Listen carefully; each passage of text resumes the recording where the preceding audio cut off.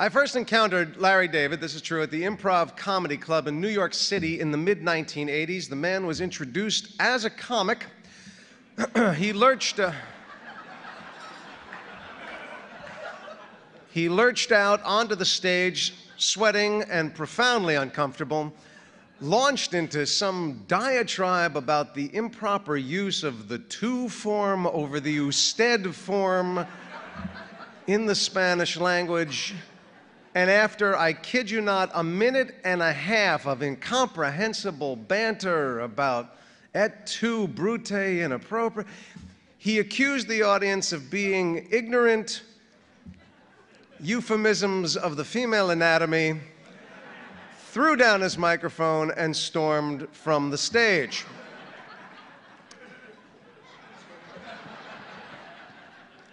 To my amazement, less than a few years later, I would attain heights of fame and fortune I had never imagined by playing a character who was thinly disguised alter ego for that very same man.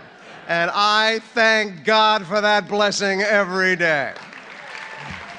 Thanks, Jason. It was really sweet of you to do this, although I have no doubt I'll be getting a call from you in the next few weeks asking me to do something very distasteful in return. Larry, my wife's doing a Save the Poultry event. She'd like you to be the guest speaker. I think you owe me. I gave you the Paddy Chayefsky Award.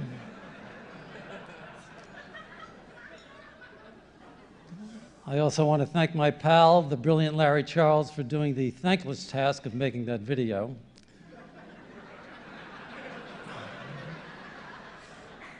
I don't know who the guy is he's talking about, but I'd like to meet him. Sounds very cool. Okay, to the matter at hand.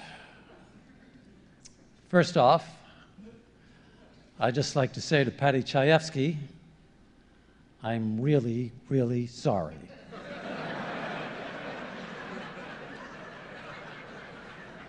Please don't blame me. I had nothing to do with it. Apparently, some of the same people who made the decision about our last strike were also involved in this. So don't take it out on me.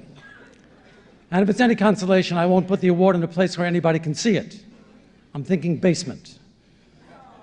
So maybe when they come to fix the pipes, the plumber might spot it, and if he asks me what it is, I'll just tell him it's from bowling. What's really ironic about this whole thing is that I hate writing.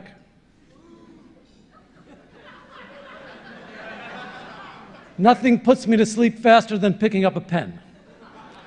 Within minutes, I'm out cold. And I not only hate writing the shows, I hate all kinds of writing. Recommendations, thank you notes, excusing my daughter from school, condolence letters, oh, those are the worst. Any expression of sympathy. I'd rather blow my own head off and make people have to write them to me. And of course, this speech.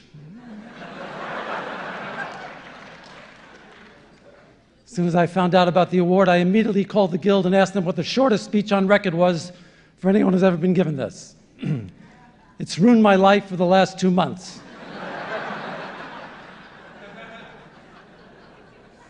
Not 5 minutes have gone by without me saying to myself, you stupid schmuck, why did you do this? I actually started resenting the Guild for choosing me. It's almost like they did it on purpose just to upset me. It's like a sick joke. It's not funny.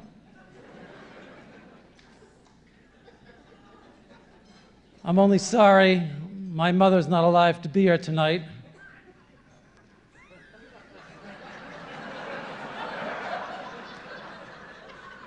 Because there's no doubt she would have stood up and shouted, Larry? Are you sure? You're giving an award to Larry? Morty, they're giving an award to Larry.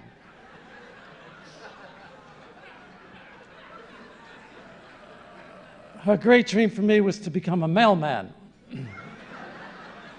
Her dream. That's her best case scenario. If only my boy could deliver the mail. Please, God, that's not asking too much, and wear a uniform. She literally begged me to take a civil service test. Please, Larry, take the test. She was like Rod Steiger and On the Waterfront begging Brando to take the money in the cab. Please, Larry, take the test. Take the civil service test. Take it, take it. I said, no. She said, what are you going to do? And I really didn't know. At the time, I was supporting myself by driving a limo for an old lady who was half blind and had no idea that I wasn't wearing the uniform and that the car was filthy.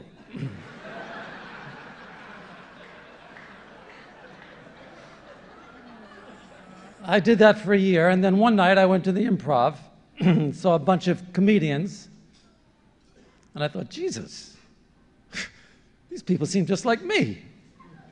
They're complete losers who do nothing and get up and talk about how miserable they are. Are you kidding? I can do that.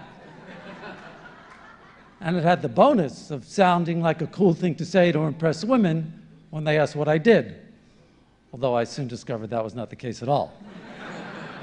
I could have said I was a mailman and done just as poorly. So I told my parents about wanting to be a comedian, and my mother said, "You're not funny, Larry. I've never heard you say anything funny." And my father backed her up. She's right, you're not funny. Why do you think you're funny? You're not funny. So I started doing it, but as Jason alluded to, I was not all that successful. My therapist at the time said I wasn't really temperamentally suited for it, for the simple reason that if the audience didn't laugh, I would scream and curse them. You stupid fucking morons! You don't know anything! I remember even walking the streets in New York, looking for good spots to live in case I ever became homeless. I would mentally note them. Yeah, 44th between 5th and 6th. Good steam vent, there's an overhang. I gotta remember this. I bombed all the time, got heckled unmercifully. People threw things at me. I wallowed in self-pity. Why me? Why? Why can't I do anything? I don't understand. It's not fair. And then, in 1988, Jerry Seinfeld asked me to develop a show with him. I'd never written a half hour before. I didn't even know the format, the number of pages. I had no idea what I was doing. I prayed for the show not to get picked up.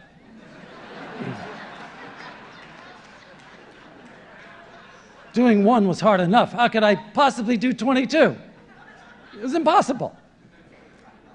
I thought of all the half hours on television, all the 1 hours. How did the writers do it week after week?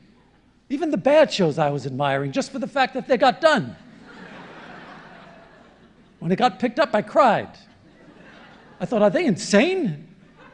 Why are they picking up this show? What is it? Then after a few weeks, I remember I was filling out a form in the doctor's office, and in the space next to occupation, I put in writer for the first time.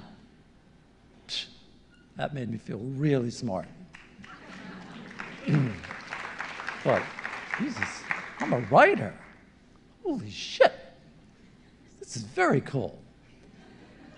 Although who knows, maybe if I filled in mailman, I would have felt just as good about it. Now, as much as it pains me, I'm going to be a little gracious, even at the risk of boring you. I have to thank Chris Albrecht and Bud Friedman from the Improv and Rick Newman from Catch a Rising Star, who consistently gave me spots in New York, even though more often than not I turned the crowd into an angry mob. Rick Ludwin from NBC, who stuck his neck out to get Seinfeld on the air.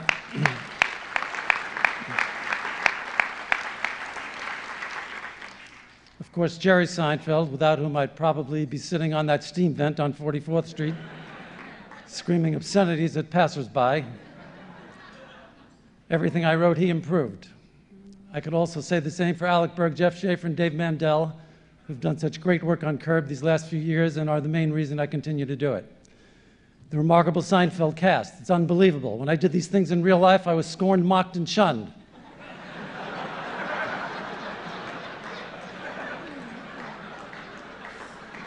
When they did it on the show, people laughed and loved them. And the incredible Curb cast who helped me enact my revenge fantasies with such aplomb. Chris Albrecht, again, for putting Curb on the air and allowing a bald man to star in a comedy for the first time since Phil Silvers played Bilko.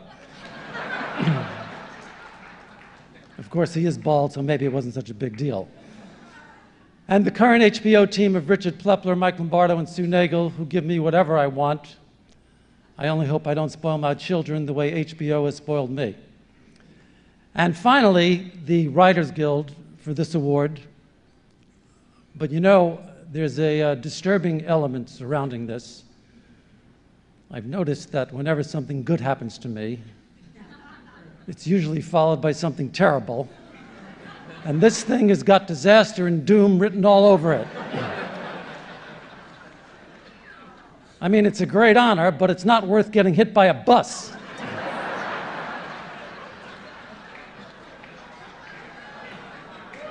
So thank you, Writers Guild, for the death sentence. I only hope I live a few more months to enjoy it. Thank you.